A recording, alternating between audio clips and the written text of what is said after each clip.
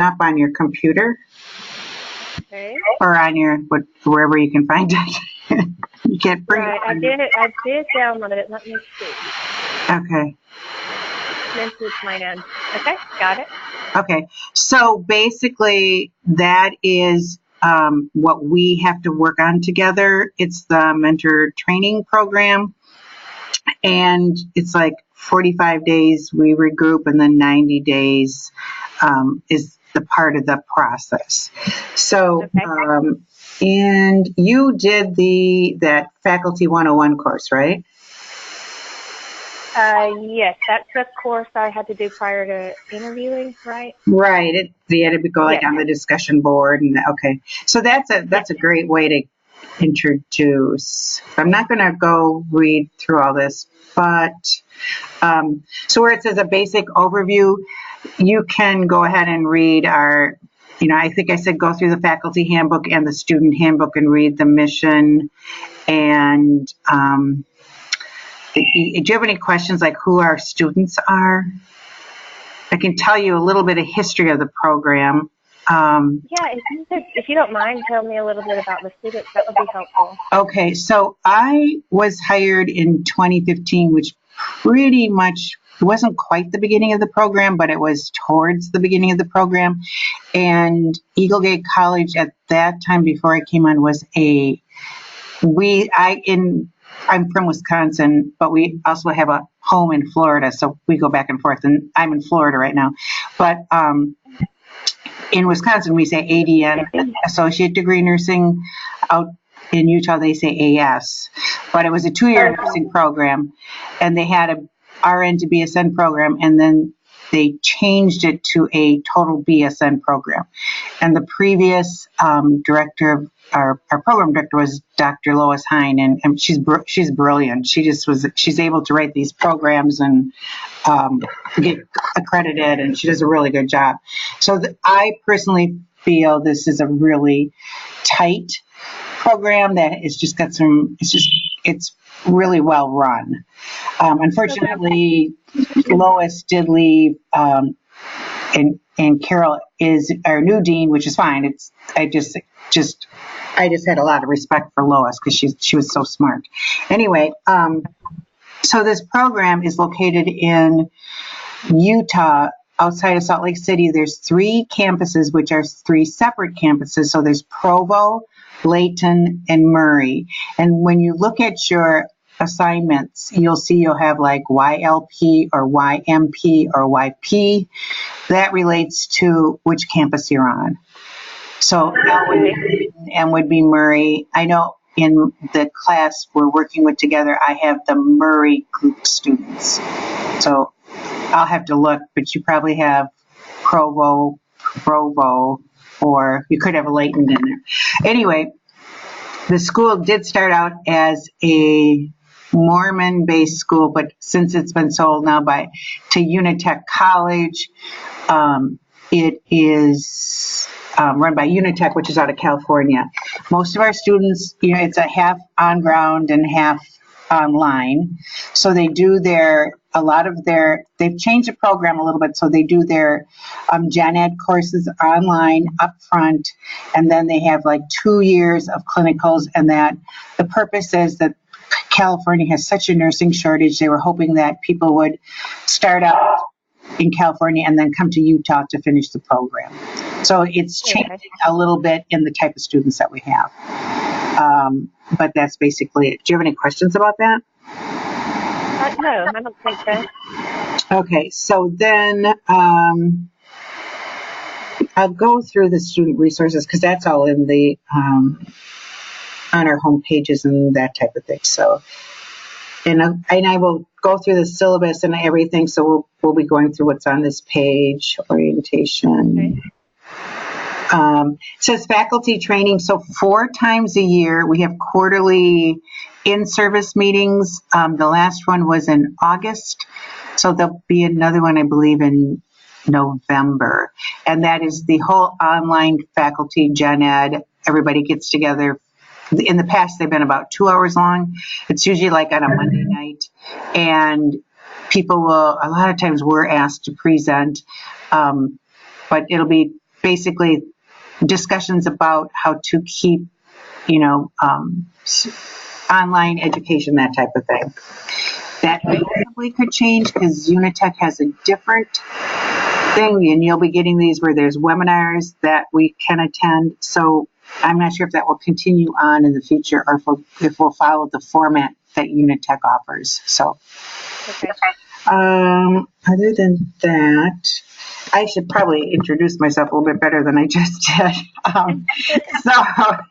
So anyway, I've taught in nursing since I was 24 years old, and I'm not going to tell you how old I am, but I have a lot of nursing education background, and I taught in a 3-year program, a 2-year program, a university setting. And when I retired, I had taught in a ADN program for 15 years, and I developed a lot of their online courses because it was at the time when that was becoming popular. And then I took a year's course at University of Wisconsin Stout, where I am master online adult education certified. That was an amazing course. So, Oh, wow. and I've been with Unitech since 2015, and I'm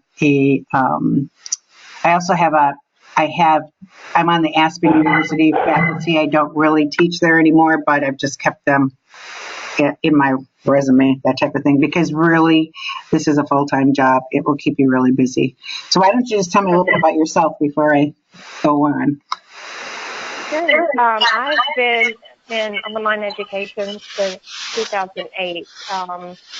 I've worked for several different online nursing schools and medical assisting programs. I've developed courses.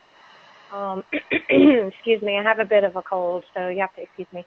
I've done a lot of clinical placement work. I've held a couple of different roles at different places in clinical placement of mostly RN to BSN or MSN, DNP students. So I guess I've kind of split my time between teaching, developing courses, and clinical placement.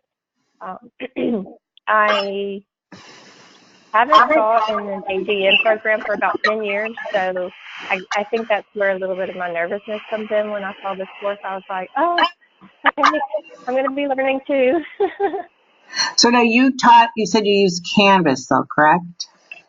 I have, yes. Okay. So your last job was not in education, it was in something else, or? No, it's all been in education, just a different role. My last job was in a clinical placement position, so helping those students set up their practicums with the preceptor in their area. Yeah. Okay.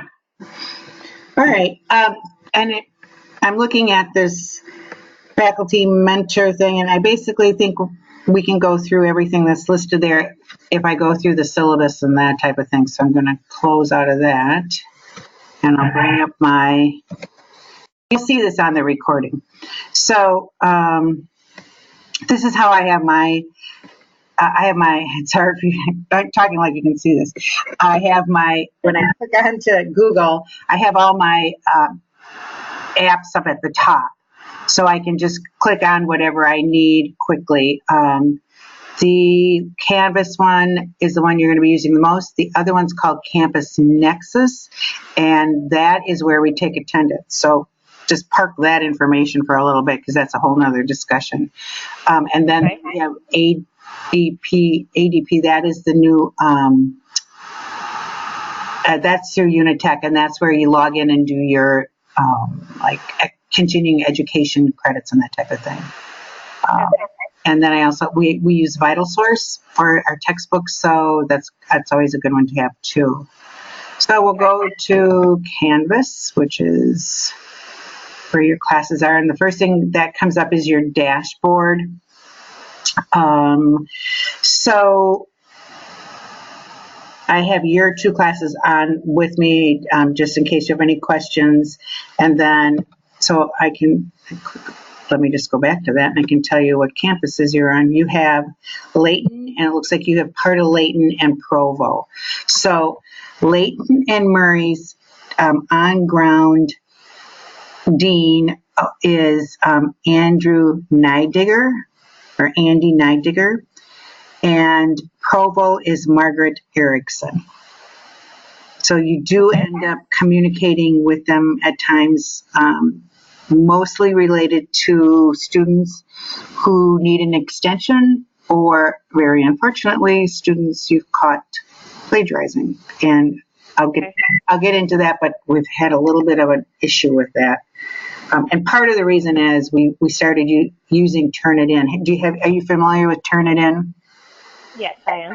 Okay, so now it's a little bit easier to realize who's cheating or not. So it's going to take an adjustment for the students to understand, how to use Turnitin, and if their score comes up high, they need to, resubmit it. So if you go to the home page on your computer, do you understand that with the home page is where you put your instructor information in? Yes. Okay, so that basically you have to go to your announcements to fill that information in, and then the first 5 announcements will show up on your homepage. Okay. And if you have my class, right? You have access to my class. I did. I saw it. Okay, so what I have in my class, I have an orientation to the class video. Please feel free to use it. It's not spectacular, but it gives them a brief overview of the class. Okay. And the other one is what I have do in my classes, in all my classes, I make a video of the class, an overview of the class.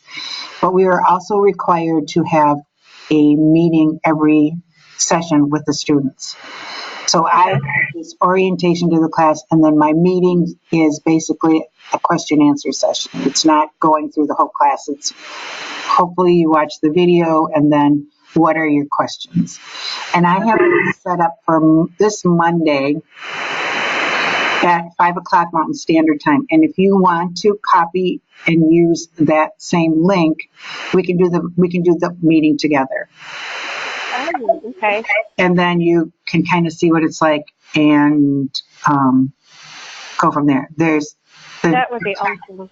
Okay, and the attendance is usually low to nobody. So okay. If it's no one shows up, I usually just go through the first assignment and record it so that then they have it.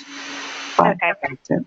So on your homepage then, you'll fill in all that. You know how to do that. You press edit. When you get under course syllabus, you edit and fill in your information. You know how to do that? Yeah. Okay. And then if you scroll down, you'll see general course policies. We have some pretty strict policies, but I have to tell you, I worked in the nursing school I worked in before. The director was just very wishy-washy, and students just appealed their grades. Whereas here it's pretty clear cut, and you don't see that happening. And I really think it's really a good approach. So the plagiarism thing is we have in the discussion and in all assignments the 80-20 rule.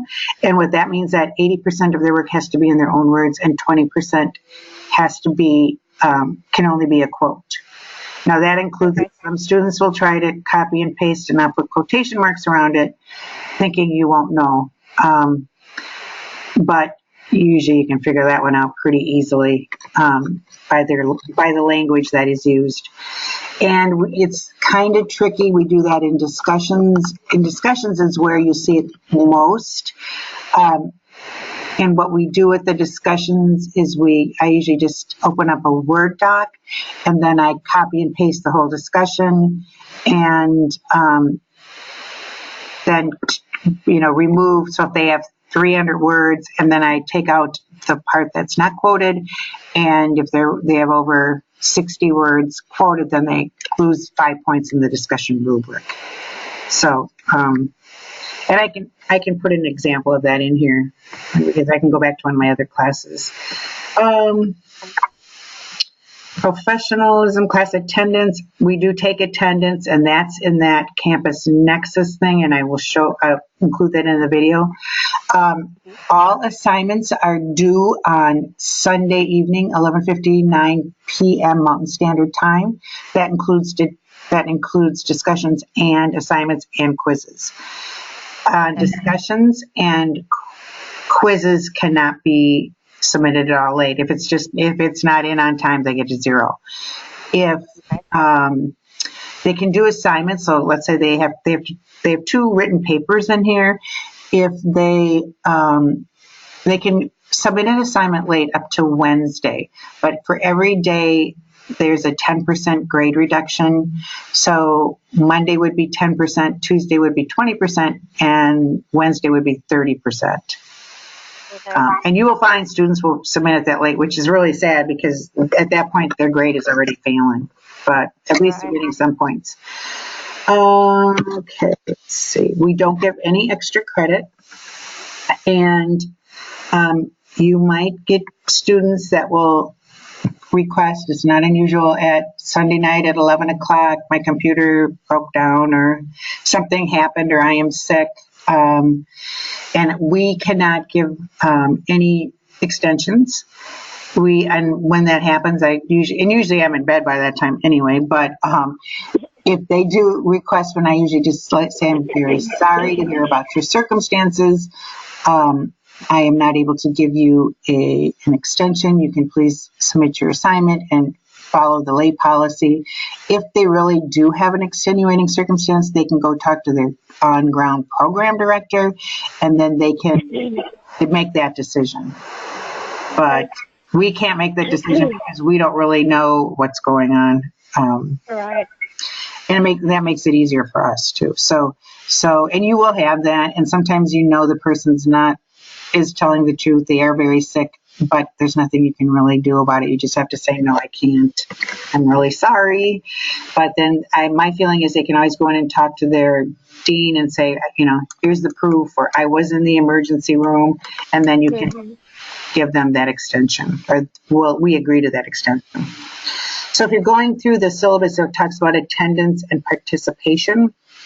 So the students have to be in online Monday, Tuesday, Wednesday. That counts for one part of their attendance.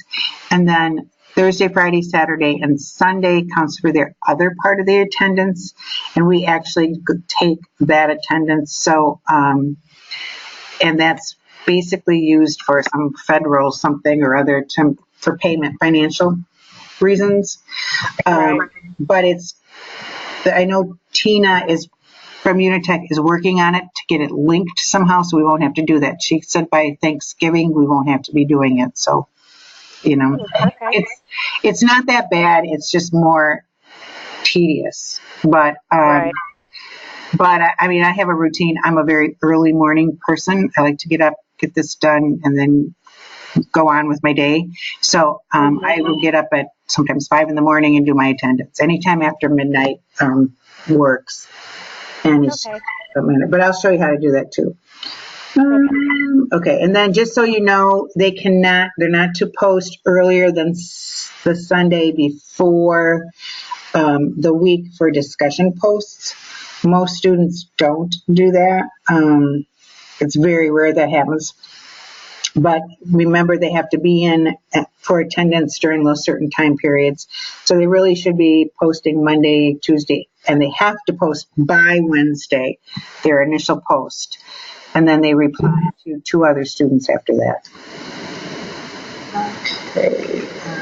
Again, I'm just going down my syllabus here. It talks about incivility, evaluations, expectations. If you look at our syllabus, we have the grades are broken up into discussions. So every week there's 2 discussion questions, and they get 25 points. I'll have to show you the rubric for that, otherwise it'll make more sense. So they have discussions, they have assignments. The first assignment is assessment of complex care services, and the second assignment is in the 6th week, and that's a PowerPoint presentation.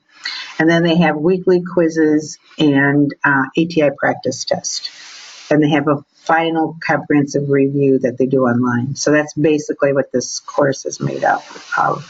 Okay. So scrolling down again, you'll see our discussion rubric. And basically, they have to always have support from the literature when they do it. This is our biggest, you spend a lot of time correcting their APA format, partly because I don't think they all read their feedback. And, but they have to have one citation and one scholarly resource. And we do have a list of what we consider scholarly resources, and I'll get to that when I get to the library page. And then you scroll down to the next part, it talks about contributing to the learning, netiquette, grammar, and if they post it on time or not, and that's spelled out there. Just be aware that for APA, they can have one mistake and they don't get counted off for it. And then if you scroll down to the home page, it just tells all our assignments. We rely pretty heavily on the Brunner textbook. I don't know if you're familiar with that. No, I'm not. It's a MedSurg textbook, and I wonder who would get that for you. You don't have that right now, do you? I don't know. I will email Mandy and Carol, because one of them should get that for you, and so you have that. And it's just an online textbook. Okay. So, and it comes through Walter Kluwer. Mm-hmm. It's The Point. It's LWWW, The Point. All right. So you're on your homepage, you have announcements, and that's where you're going to put your announcements every week. On Friday, I gave you that organizational list. It's kind of just typed out.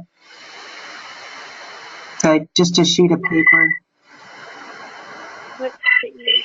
It talks about on what days you just have to do things, because it is organizational. Yep. Yeah. I see it. So on Fridays is where we post the announcements for the next week. Okay. So next Friday you will be putting up announcements, and if you want to just use my announcement, copy and paste it and change your name, that's fine. Okay. And I always, like I said, I get up early Friday morning, and they're usually up pretty early. Okay, discussions. So in your discussion, you'll have an Eagle Gate question to instructor, and then you have to bring up Mod 1 and Mod 2, and you just pull those up from below. And if you want to, in my Eagle Gate Cafe, you have to write a reply and have a way to introduce them. I changed this one up for this course because basically they're always doing the same thing. And so I did this thing about what's your favorite movie. You can just say, introduce yourself and tell me if you've had any med-surg experience, or I know Ann Wilkinson has said, tell me what you did this summer, or, just anything. Sometimes it's nice to mix it up, or say, put in a picture of your family. I've used Padlet before, and they post pictures of their family. So just something different sometimes helps them make it more fun than otherwise they just copy and paste from the class before. So questions for instructors, you have to make a reply to that just says, here's a great place or something for you to answer questions. That's, so they're supposed to ask all their questions there, but they don't. A lot of times they email you. So then discussion, oops, that was not supposed to happen. So discussion, we have 2 discussions this week. Discussion 1 is already at mine up, and you'll have to reply to that too.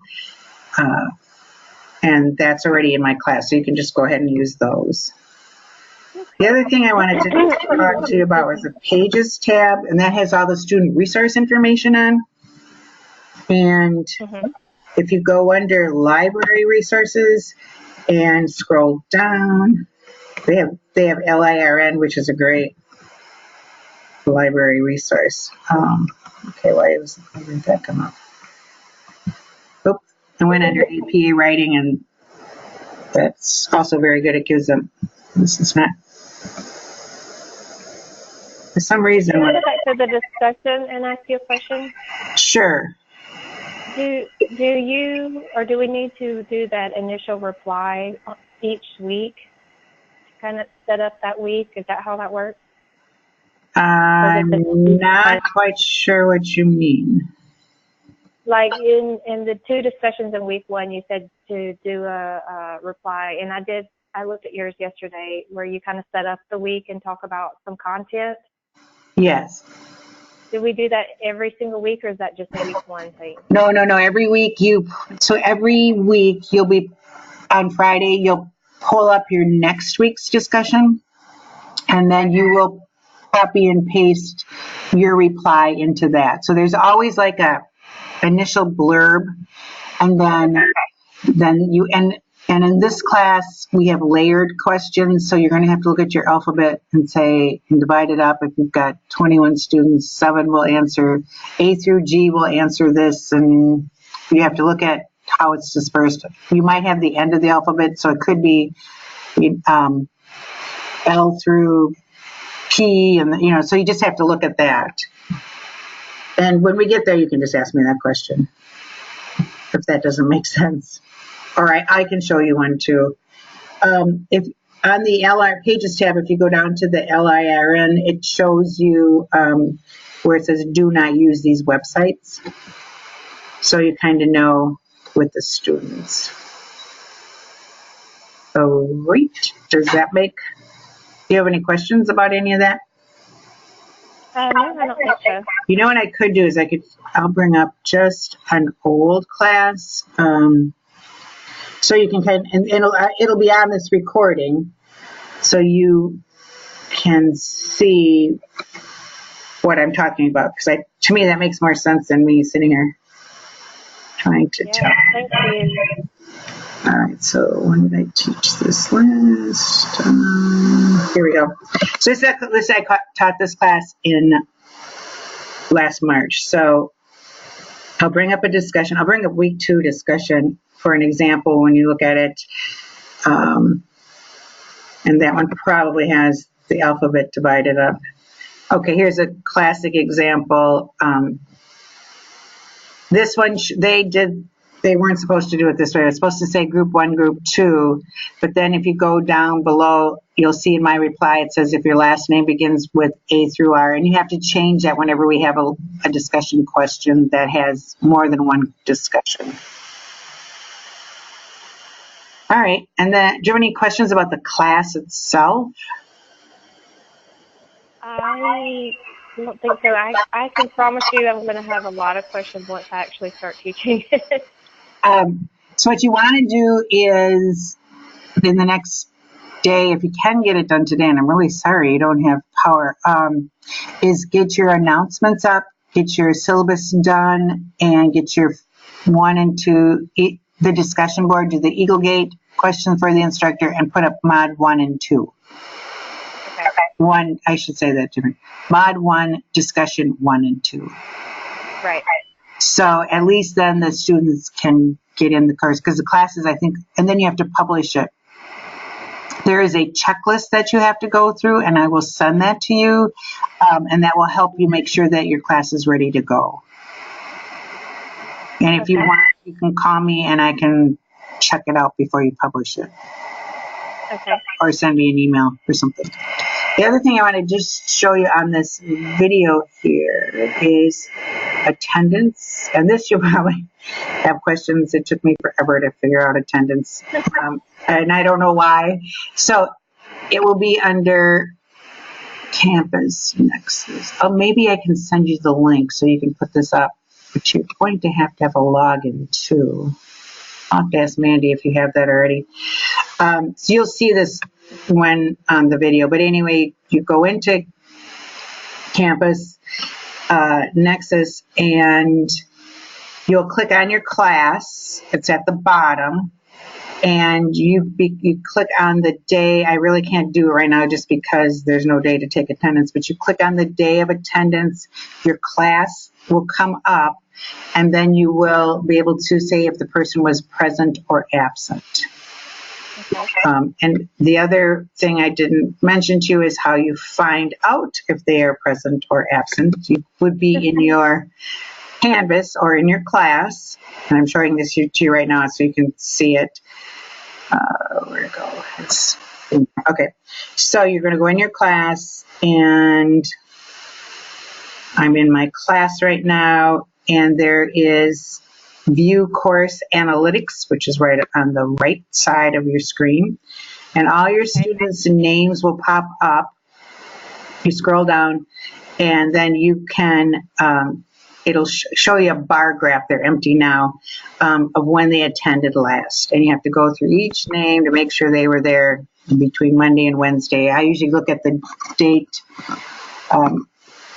the date, and just make sure that they're there. I usually go to the grade book first just to see if they haven't submitted something, and that kind of gives me a hint that they haven't done anything for the week. But I can help you with that too. So we won't be doing attendance till Thursday this week. So Okay. I'll have a few days. So otherwise it's Monday morning and Thursday morning. How many students do you typically have in a class? Your classes, you should have your classes loaded. Mandy sent out an email. I gotta write a note. I said that you needed the textbook and campus. Okay, I just want to make these notes so I don't forget to. Okay, so I can tell you right now how many students you are in your class. You're not to have more than 25. Okay. So in your ZL, and you are 322ZL, you have, I think I put my video in your ZL course by accident because my research class was ZL and I wasn't paying attention. Okay. 1, 2, 3, 4, 5, 6, 7, 8, 9, 10, 11, 12, 13, 14, 15. Hold on. 16, 17. You have 24 students in the one class. I had this group in my last class. Overall, they're a pretty good class. So I think you'll be fine with them. They seem like a good group. And then your ZLP class.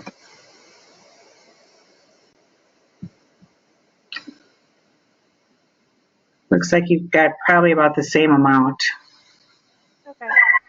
And when I go back to your announcements, I think a lot of my announcements are already on your dashboard. So you can just add your instructor information, your welcome message, and like it says, a good math review, information on attendance. I delayed those messages until like the middle of next week because to me, I wanted them just to get the most important information, which was instructor information, welcome message, the question and answer session, information on week 1. Okay. And you can use my announcements if you want. Just go make sure you edit it and put your name in instead of my name at the bottom. Okay, great. Thank you. That'll be a lot easier. So, all right. And this is a lot. Do you have any questions? So for the discussion, we should be in at least 3 days during the week and 1 day on the weekend. And how many students are we expected to respond to? Okay, so for the discussions, we are to be in 4 times. So usually on Monday, so when you're grading assignments, whether it's discussions or assignments, all grades we have to have all our grades in by Wednesday at midnight. So Okay. Monday and Tuesday, especially if you have assignments, are busy days. And you don't see a lot of students on the discussion thread. So I will occasionally on Tuesday post something. A lot of times I'll post just a general announcement about APA format or about the 80-20 rule. If I see a lot of students are still doing that. But Wednesday, I start posting questions. And what I do on Thursday, because because a lot of students will wait till Wednesday night to post. Mhm. And so this, to me, works really well. So Thursday, I post about 4 to 5 questions to different students. I keep track of who I'm posting to, so I'm not, asking the same students. Right. And then, so that's, so if you post something on Monday, Tuesday, or Wednesday, that counts as one. And then Thursday, if you post your questions, Friday, you're going to post the discussion summary, which is just, it's in the discussions, and I'll post mine, and you can just copy and paste mine. So that counts. Okay. And then you have to be in once on the weekend, either Saturday or Sunday. And it depends on the class. I personally like to do it Saturdays, but a lot of times no one gets on until Sunday. And then if you've posted 4 or 5 good questions, then they responded to your questions, and then you can respond to theirs. Like, thank you for answering my question. That's a great idea. And then whatever else you want to add. But we have to be in 15% of the discussion posts or 10 times. I personally don't want to sit there and figure out what 15% is. I just put 10 in, so I'm safe, because we are monitored for that. So Okay. it's like, why figure out, just put 10 in, and then you're fine. So, so that's how I do it. Okay. Great. Thank you. So do you have any other, and what I've done in the past, and as you're doing this, I save my discussion questions. We're supposed to use, we are to have one discussion question that has a reference in it, like back to the book or something like that. But then if you build up a nice group of questions, you're always going to answer somebody that you may not have the question ready for, but there's also questions that are just, I think, are important for the students to know. Like we did emergency disaster planning in my last class, and there's certain things that I want to ask them because I think they should know. So, so those are the questions I will make sure I get in each class.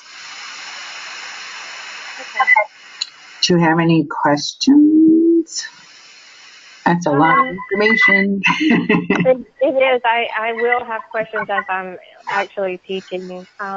Just out of curiosity, how many courses do faculty teach per year? How many courses do you teach per year? Yeah, is there a requirement for we have to teach a certain number? How it usually turns out is we have classes every 8 weeks.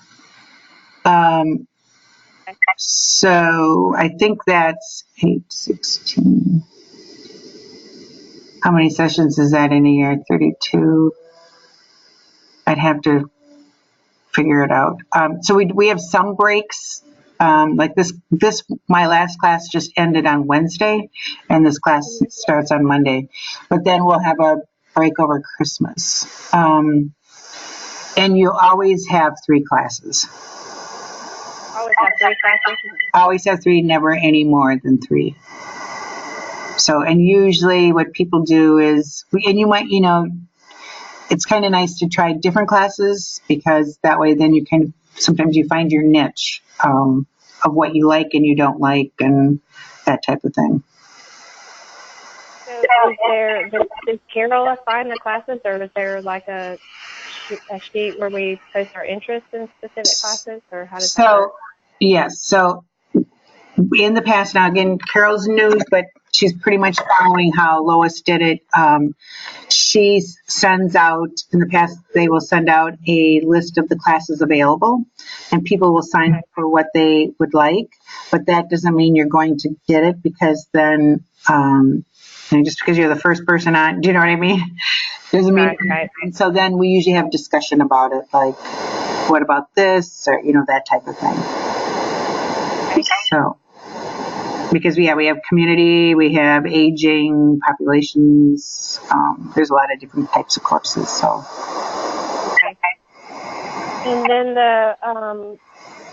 the quarterly meetings, and do we, are we expected to serve on committees or any research or anything like that? Yes, well, we have monthly faculty meetings, which are usually on Thursdays. And then we have a curriculum committee, we have a incivility committee, we have a outcome committee, and we do have a research committee, but that one's never met much at all.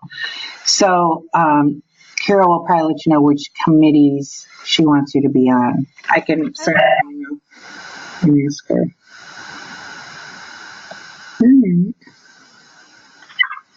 Okay, I appreciate you answering my questions and walking me through the course. Hopefully the power will be on soon. I hope for your sake, yes. If not, I'll just run to town and get all this set up. Okay, and I will stop the recording. I'm going to stop it right now and then process it. And it usually comes up as like a YouTube video. So I'll send you that link.